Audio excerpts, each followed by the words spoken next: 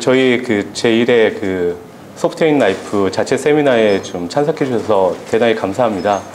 저희 이 세미나가 열리게 된 첫 번째 계기는 저희 회사가 우리나라 최초의 클라우드 서비스 브로커에이지, 그러니까 클라우드 서비스를 연계해 주는 서비스를 하는 그런 것들을 이제 보통 줄여서 이제 CSB라고 하는데요.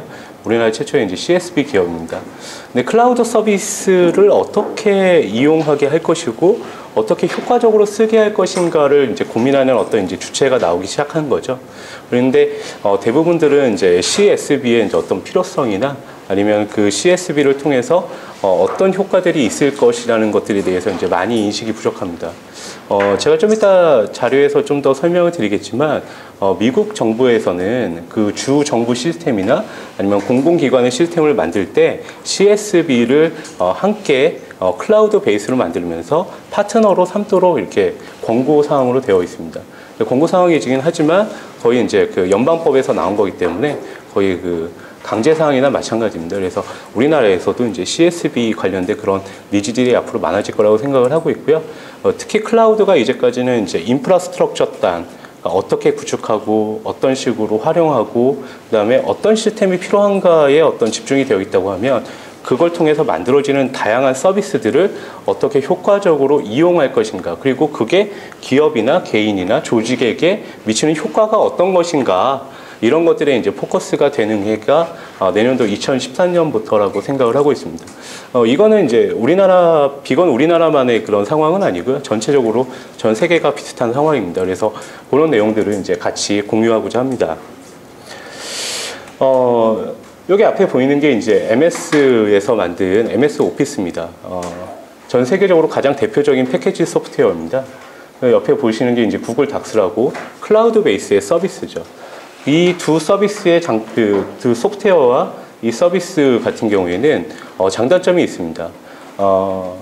MS 오피스 같은 경우에는 다양한 기능을 갖고 있습니다. 혹시 엑셀을 쓰시면서 피벗 테이블을 쓰시는 분 계십니까? 피벗 테이블. 네. 보통 10명 중에 1명, 파레토 법칙이라고 해서 8명 중에 2명 정도는 이제 피벗 테이블 같은 것을 씁니다. 근데 대부분의 분들은 이제 워드를 쓰시거나 아니면 엑셀 같은 아주 기본적인 내 생각을 적거나 아니면은 약간의 편집 같은 것들을 하는 걸 씁니다. 그래서 대부분의 이제 핵심적인 기능을 갖고 있는 게 이제 구글 닥스라고 보여집니다. 구글 닥스는 상당히 MS 오피스보다 적은 기능을 갖고 있음에도 불구하고 협업 기능을 갖고 있습니다. 이 협업 기능을 통해서 다양한 사람들과 함께 빠르게 문서를 작성하고 그 다음에 공유할 수 있는 그런 장단점이 있습니다. 제가 이 말씀을 서두에 드리는 이유는 이제 소프트웨어를 깔아 쓰는 개념보다는 빠르게 액서스해서 협업하고 함께 나누어 쓰는 베이스로 소프트웨어가 발전해 가고 있다는 겁니다. 그래서 결과적으로는 소프트웨어도 이제 서비스의 반열에 점점 들어서고 있고 클라우드가 그런 것들을 이끌어가는데 아주 큰 역할들을 하고 있다고 생각을 하고 있습니다. 그래서 이런 소프트웨어 패러다임은 이미 얘기들이 많이 나왔습니다. 이미 소프트웨어 애저 서비스, 이제 소프트웨어도 하나의 서비스 관점에서 쓰여질 있다라는 그런 관점상의 얘기들은 이미 나왔었습니다. 소프트웨어의 발전 단계를 본다고 하면 솔루션 패키지 ASP, 그다음에 SaaS 형태로 이제 계속 발전을 하고 있습니다. 개인적으로 SaaS형 소프트웨어에 상당히 많은 관심을 갖고 있는 것은 SaaS형 소프트웨어 같은 경우에는 내가 설치가 없어도 바로 쓸 수 있는, 그러니까 내가 원하는 시점에서 소프트웨어를 서비스처럼 바로 쓸 수 있는 겁니다. 여러분들이 MS 오피스를 쓰신다고 하면 항상 라이센스를 구매하시고 그 다음에 다운로드 받거나 CD를 통해서 인스톨 하시거나 그리고 인스톨 하시고 나서 다시 정품키를 입력하시고 그 다음에 사용하게 됩니다. 그리고 패키지 소프트웨어의 어떤 구분에 따라서 아니면 등급에 따라서 여러분들의 어떤 그레이드나 이런 것들의 권한이 나눠져 있죠. 서비스도 그런 부분에서는 비슷하긴 하지만 서비스는 설치하는 과정이 없고 내가 쓰자고 하는 그 시점부터 그 소프트웨어를 바로 쓸 수 있는, 그래서 SaaS형 소프트웨어가 여러분들이 원하는 시점에 쓸 수 있는 그런 기능들을 제공합니다. 그러다 보니까 SaaS형 소프트웨어는 공통적인 기준이 있습니다. 대부분 네트워크를 이용합니다. 빠르게 액세스하고 그 다음에 계속 지속적으로 업그레이드를 합니다. 여러분들이 지메일을 그 인바이트 하는 시점부터 쓰신 분들은 좀 알 겁니다. 지메일을 내가 인비테이션 받아가지고 처음에 계정을 열어보신 분. 네, 그렇죠? 그때 지메일하고 지금 지메일하고 대부분 비슷한 것 같지만 사실 많은 향상이 있습니다. 지메일에 테마 같은 그런 기능도 들어갔고 렉 같은 기능이 들어가서 부가 서비스도 더 창출이 됩니다. 또 최근에 UI들이나 아니면은 그 다음에 메일을 회신하거나 그 다음에 메일의 내용들을 작성할 때 이미지가 들어가는 것들이나 아니면 이모티콘이 들어가거나 이런 부분들은 많이 향상이 되고 있습니다. 근데 그 제가 구글 닥스 아까 이제 얘기로 들어가서 구글 닥스에 보시면 그 스프레드시트에 날짜를 입력할 수가 있습니다. 날짜를 입력하고 다시 에디팅 버튼을 누르는 순간 구글 닥스는 달력을 띄워줍니다. 근데 MS 오피스의 엑셀은 날짜를 입력하고 다시 에디팅하는 순간 다시 그냥 텍스트 입력하듯이 숫자만 입력할 수 있게 이렇게 되어 있습니다. 이런 것들은 원래 그 구글 닥스의 스프레드시트가 처음부터 지원했던 기능은 아닙니다. 지속적으로 업그레이드를 하는 거죠. 여러분들이 모르는 사이에. 사스형 소프트웨어의 되게 큰 장점은 그게 있습니다. 바로 원하는 시점에 여러분들이 소프트웨어를 사용하면서 그리고 지속적으로 관리가 된다는 겁니다. 소프트웨어는 단지 여러분들이 쓰고 싶을 때 쓰는 것들이 아니고 여러분들의 환경에 맞춰서 그리고 여러분들의 라이프 사이클은 좀 더 빠르게 변하고 있지 않습니까? 그거에 맞춰가지고 기능들을 계속 업그레이드 해줘야 됩니다. 그렇다고 하면 누군가 그걸 관리해주고 그 다음에 그 소프트웨어들을 항상 쓸 수 있게 메인터넌스 해줘야 되는 주체가 있는데 그게 바로 이제 사스형 소프트웨어를 공급하는 프로바이더의 역할입니다. 사스 어플리케이션의 스트럭처는 대략 이렇습니다. 사실 이 스트럭처를 보시는 순간 클라우드의 스트럭처하고 되게 비슷하다. 네, 그런 생각을 아마 하셨을 겁니다. 이 자료는 맥킨지에서 나온 자료고요. 꽤 오래된 자료입니다.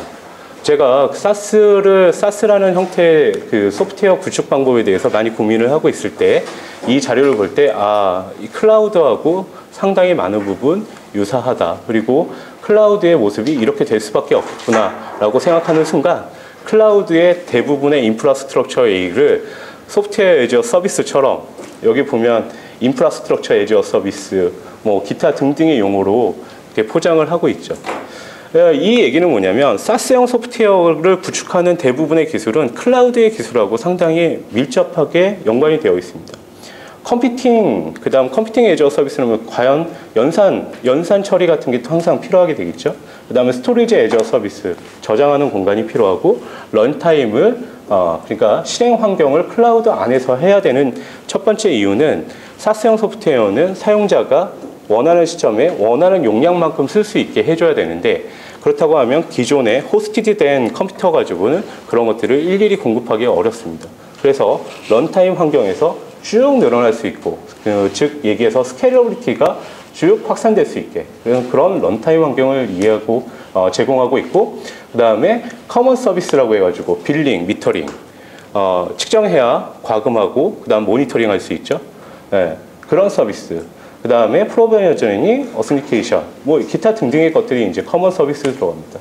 그 위에 멀티 테넌시라고 해서 사스형 소프트웨어의 그 장점이다 단점은 사스형 소프트웨어는 하나의 소프트웨어를 여러 사람이 나눠 쓰기 때문에 공급가를 낮춰줄 수 있습니다.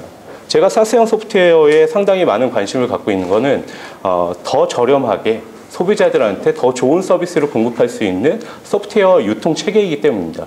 그러다 보니까 데이터 공간을 공유해서 쓰는 경우가 많습니다.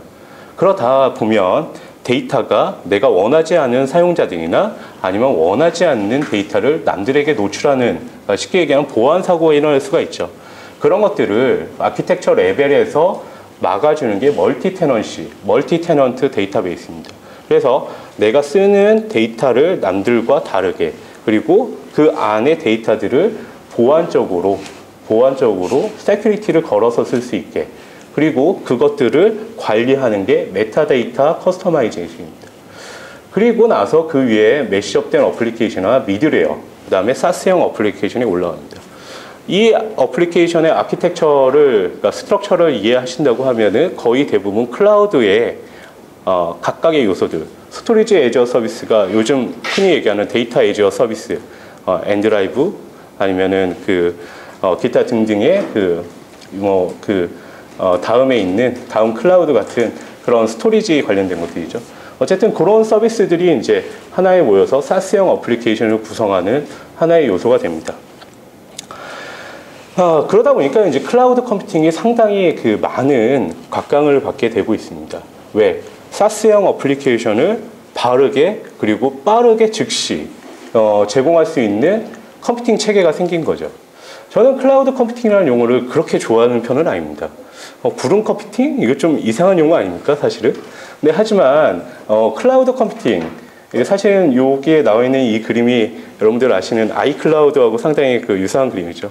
내가 있는 데이터들이 항상 어딘가에 구름 너머에 있고 그것들이 항상 동기화되어 있고 그걸 통해서 여러분들이 어떤 디바이스를 잡고 있든지 나는 항상 원하는 것들을 처리할 수 있는 환경.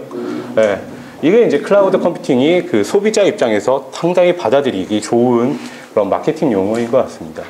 그래서 클라우드 컴퓨팅은 사실 어떻게 보면은 서비스를 가능하게 하는, 소프트웨어 서비스를 가능하게 하는 컴퓨팅 기술의 총집합입니다. 그래서 이 클라우드 컴퓨팅이 상당히 쉬우면서도 어려운 게 SaaS형 스트럭처, 그러니까 맨 밑에 OS 레벨부터 가상화부터 저 위에 어플리케이션 레벨까지를 총집합하는 대부분의 기술들이 들어가 있습니다. 그래서 클라우드 컴퓨팅을 얘기를 할 때는 어떤 분은 가상화에 집중하시고 어떤 분은 빅데이터 같은 그런 큰 데이터를 처리하시는 쪽에 집중하시고 또 어떤 분은 그 위에 중간층을 이루는 미드레이어 쪽에 집중하시고 또 어떤 분은 어플리케이션 중심에 집중하십니다. 사실 그건 다 클라우드 컴퓨팅의 범주 안에 들어있습니다. 근데 이렇게 넓은 영역으로 갖고 있으니까 쉽게 얘기하면 좀 IT를 아신다는 분들도 이 레벨부터 이 레벨까지 다 이해해야 되는, 그리고 그걸 통해서 뭔가 어플리케이션을 구축해야 되는 그런 문제점이 생깁니다. 물론 클라우드 컴퓨팅의 하부 기술은 쉬울지 모르겠지만 그걸 통해서 어플리케이션을 정말 멀티 테너시 있게 SaaS형으로 구축하는 것은 생각보다 그렇게 쉽지는 않습니다. 클라우드 컴퓨팅에 그래서 저는 역사를 한번 좀 살펴보고 싶습니다. 옛날에 이제 제가 그리드 컴퓨팅이라는 게 온다. 그리드 컴퓨팅. 이걸 통해서 이제 원하는 컴퓨팅 자원을 원하는 시점에서 다 끌어쓸 수 있다. 이런 얘기를 이제 들은 적이 있습니다. 그 전에 그리드 컴퓨팅까지는 저는 깊이 있게 공부하지 않았지만 이제 유틸리티 컴퓨팅부터는 이제 많은 관심을 가졌습니다. 유틸리티 컴퓨팅과 사실 클라우드 컴퓨팅의 가장 큰 차이로 본다고 하면 가상화된 환경을 제공할 것이냐 아니냐라는 그 차이 말고는 사실 큰 차이는 없습니다. 유틸리티 컴퓨팅은 여러분이 원하는 리소스, 그게 컴퓨팅 자원이든 아니면 하드웨어 데이터베이스 등 기타 등등의 자원들을 어떻게 하면 여러분들한테 원하는 만큼 원하는 형태로, 우리 쉽게 얘기해서 네트워크 밴드위스가 데일리 1기가 라고 하면 미터링하고 그런 것들을 측정할 수 있는 방법은 이미 유틸리티 컴퓨팅이라는 개념에서 다 정리가 되었습니다.